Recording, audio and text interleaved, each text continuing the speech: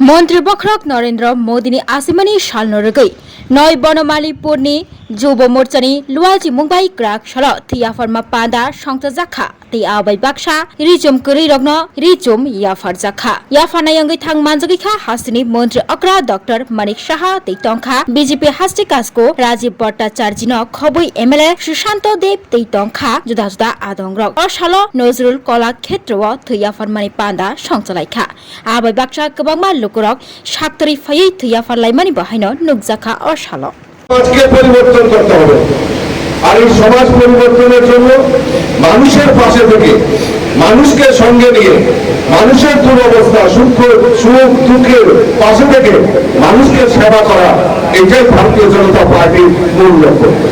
ভারতীয় জনতা পার্টি শুধু ক্ষমতার জন্য রাজনীতি করে না, ভারতীয় জনতা পার্টি মানুষকে সঙ্গে নিয়ে মানুষের পাশে দাঁড়িয়ে সহযোগিতার হাত বাড়িয়ে দিয়ে ভারতীয় জনতা পার্টি কাজ করছে।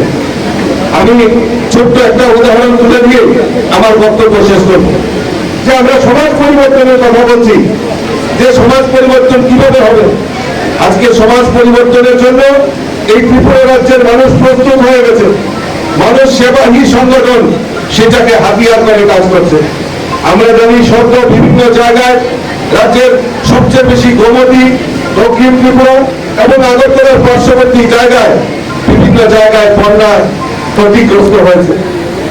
আমি জানি মাননীয় মুখ্যমন্ত্রী এবং আমি দিল্লিতে ছিলাম। আমরা 21 তারিখে রাত্রেবেলা পৌঁছাই, পরের দিন থেকে টানা বর্ষণ হয়। গোমতী জেলা বিভিন্ন জায়গায় আগরতলা শহরের বন্যা পরিস্থিতি সৃষ্টি হয়। আমার এখনো মনে আছে, আমি ভারতীয় জনতা পার্টির সভাপতি হিসেবে গর্ববোধ করি। আমার দেবদুর্লভ কার্যকর্তারা, নেতৃত্বরা এই বন্যা পরিস্থিতি মোকাবেলার জন্য সরকার যেভাবে সহযোগিতা করেছে, তার পাশাপাশি আমাদের কার্যকর্তারা রাত জেগে অত্যন্ত পরিশ্রম করে মানুষকে রেস্কিউ করা, মানুষের পাশে দাঁড়ানো সেই প্রয়াস আমাদের করেছে। সেটা ভারতীয় জনতা পার্টির প্রদেশ সভাপতি হিসেবে গর্ববোধ করি। আমি এখনো মনে আছে রাত্রি 12:30 বাজে বিভিন্ন জায়গা আধিকারিকদের সঙ্গে কথা বলছি, বিভিন্ন এমএলএদের সঙ্গে কথা বলছি। আমি তখন মাননীয় মুখ্যমন্ত্রীকে ফোন করেছি। আমি ইতস্ততা বোধ করছি যে উনিও সারাদিন পরিশ্রম করেছেন, জলে নেমে মানুষের পাশে দাঁড়িয়েছেন। দেখুন উনি ফোন করলে হয়তো ধরবেন কিনা। তখন 12:30 বাজে উনি তখন এক রিংয়ের সঙ্গে সঙ্গে আমার ফোনটা উঠিয়েছেন, বলেছেন বলুন কি করতে হবে। আমি বলেছি দাদা এই পরিস্থিতি হয়েছে, আপনি আধিকারিকদেরকে পাঠান। উনি সঙ্গে সঙ্গে আধা ঘন্টার মধ্যে আমাকে রিংব্রেক করেছেন এবং আধিকারিকরা সমস্ত জায়গায় ছুটে এসেছেন এবং পরিস্থিতি মোকাবেলা কিভাবে করতে হবে তার উদ্যোগ গ্রহণ করেছেন। এবং প্রত্যেকটা এখানে সুশান্ত দেব রয়েছেন, আমাদের রঞ্জিত দাস, অভিষেক দেবরায়, আমাদের প্রণজিৎ সিংহ রায় থেকে শুরু করে বিভিন্ন নেতৃত্ব আজকে যেভাবে মানুষের পাশে দাঁড়িয়েছেন, এটাকেই বলে সমাজ পরিবর্তন। আর তার পাশাপাশি আমরা দেখেছি এই বন্যার জল কমে যাওয়ার পর আমাদের সরকার মানুষকে রিহ্যাবিলিটেট করার জন্য মানুষকে আর্থিকভাবে সহায়তা হোক, কারণ যার যে জিনিস নষ্ট হয়েছে পাশে দাঁড়িয়ে তাদেরকে সহযোগিতার হাত বাড়িয়ে দিয়েছেন। বিভিন্ন প্রদেশের মুখ্যমন্ত্রীরা আজকে মধ্যপ্রদেশ, উত্তরপ্রদেশ, আসাম, অরুণাচল প্রদেশ বিভিন্ন প্রদেশের মুখ্যমন্ত্রীরা আমাদের এই রাজ্যকে আর্থিকভাবে সহায়তা করেছে। কেন্দ্রীয় সরকার আমাদেরকে সহায়তা করেছেন এবং বিভিন্ন এনজিও, ক্লাব, আমাদের বিধায়ক বিধায়িকা থেকে শুরু করে রাজ্য নেতৃত্ব প্রত্যেকে মুখ্যমন্ত্রী প্রাণ তহবিলের দান করেছেন আর স্বতঃস্ফূর্ততার সঙ্গে দান করিয়েছেন। এটাই হলো সমাজ পরিবর্তন। আর আমরা 25 বছর যদি দেখি এই বন্যা দুর্গতদের জন্য ওই কোর্টটা, তীরের কোর্টটা নিয়ে বাড়ি বাড়ি ভিক্ষা করত, কিন্তু আমাদের সরকার সেই উদ্যোগ গ্রহণ করেছে মানুষের পাশে দাঁড়িয়ে মানুষকে সহযোগিতা করা। আর আমার পার্টির দেবদুর্লভ কার্যকর্তারাও পাশে দাঁড়িয়ে মানুষকে সহযোগিতা করেছে। এটাই হলো ত্রিপুরা রাজ্যের পরিবর্তন। আর এই পরিবর্তনের জন্য আমাদের সরকার প্রতিজ্ঞাবদ্ধ এবং এক ত্রিপুরা শ্রেষ্ঠ ত্রিপুরা করার জন্য সেই আমাদের মুখ্যমন্ত্রী কাজ করে চলছেন। রাজীববাবু আমাকে গতকাল বলেছিলেন যে এখানে আসতে পারেন আপনাকে, এবং আমার তো প্রোগ্রাম আছে 11টার সময় করবো, 5 মিনিটের মধ্যে খালি এসে চলে গেল।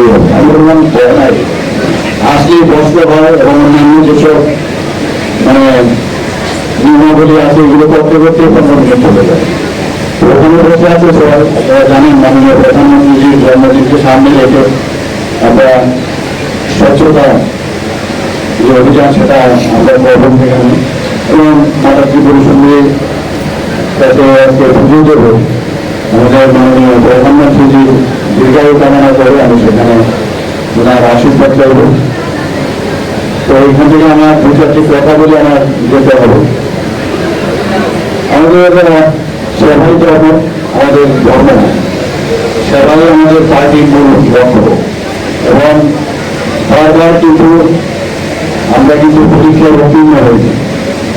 কোভিডের সময় আপনারা দেখেছেন আমাদের পার্টি, ভারতীয় জনতা পার্টির প্রত্যেকটি সৈনিক যেভাবে মানুষের পাশে গিয়ে দাঁড়িয়েছে, আমাদের যুব মোর্চা থেকে আরম্ভ করে মহিলা মোর্চা এবং আমাদের যে 7টা মোর্চা তারা করেছেন, আমাদের স্টেট থেকে আরম্ভ করে ডিস্ট্রিক্ট এবং মন্ডলের সবাই মিলিয়ে আমরা মানুষের সামনে গেছি, মানুষকে সাহায্য করার চেষ্টা করছি। মাননীয় প্রধানমন্ত্রীজির আহ্বানের জায়গা বলেছেন তাই আমরা করি।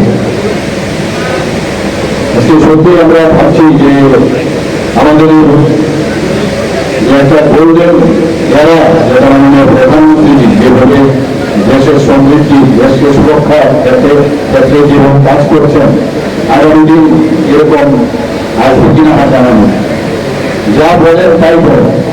কিছুদিন আগে আপনারা দেখুন যে 70 বছরের মধ্যে আমরা সবাই জানি যে উনি পরিশ্রম করেছিলেন লোকসভা ইলেকশন আগে, যারা 70 বছরের মধ্যে তাদেরকে প্রধানমন্ত্রী জননায়িত যোজনার আওতায় আনতেন এবং যেমন বলার প্রতিকা সেটাই উনি করেছেন। আমরা সবাই জানি যখন এই 3 তালাকের বিষয় দাঁড়িয়েছে, কত কথা, কত স্বপ্ন আমাদের আগের বিগত সরকার এগুলো দেখিয়েছে, কিন্তু তারও বিফল হয় এবং সেটা উনি করে দেখিয়েছে কিভাবে বিরোধ করতে হয়। 3 তালাকের কথা সেটা বিরোধ করেছে। আমরা আবার আজকে ওনার জন্মদিনে আমরা স্মরণ করতে চাই, উনি বলেছিলেন 370-35-এ এই ধারা বিরোধ করবে, তেমন বিপদ হয়নি এবং সেটা উনি ধরে দিয়েছেন। সব জায়গায় একটা এরকম একটা বাতাবরণ তৈরি করেছিল, এটা যদি করে তাহলে সারা ভারতবর্ষের টুকরো টুকরো হয়ে যাবে, এরকম কিন্তু কিছুই হয়নি। সেটা করেছে।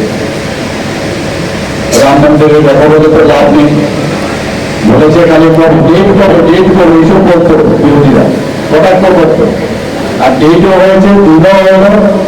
এবং আজকে সারা ভারতবর্ষের মধ্যে যখন অযোধ্যাতে রাম মন্দিরের রামের প্রাণ প্রতিষ্ঠা হয়, তখন কিন্তু তাদের মুখে রাও এবং তাদেরকে প্রতিষ্ঠা করা হয়েছে, তারপরে আসেন বিরোধী দল। তো সেই জায়গায় আজকে আমরা দেখি যে এরকম একজন প্রধানমন্ত্রী আমরা পেয়েছি, এবং আমি বারবার বলব যে ওনার মতো প্রধানমন্ত্রী আমরা আগামী দিন আমরা পাবো কিনা আমরা জানি নেই, এবং যে কারণে আজকে ওনার জন্মদিনে আমি ওনার দীর্ঘায়ু কামনা করছি। আমরা এখান থেকে আজকে যে আমাদের অভিযান শুরু হলো, সেবার মাধ্যমে ওনার জন্মদিনকে আমরা পালন করার লক্ষ্যে যেসব মানুষের সেবার যে কর্ম যে আমরা বিভিন্ন প্রোগ্রাম আমরা বানিয়েছি, সেই প্রোগ্রামগুলো আমরা নিশ্চয় করবো।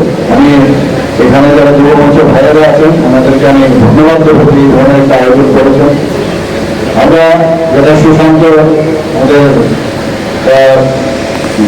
মাননীয় বিধায়ক নিজে বলেছেন যে রক্তের কিন্তু বিকল্প হয় না, রক্ত মানুষের রক্তেই মানুষকে দিতে হবে, এবং এর থেকে বড় দাম আর কিছু হয় না।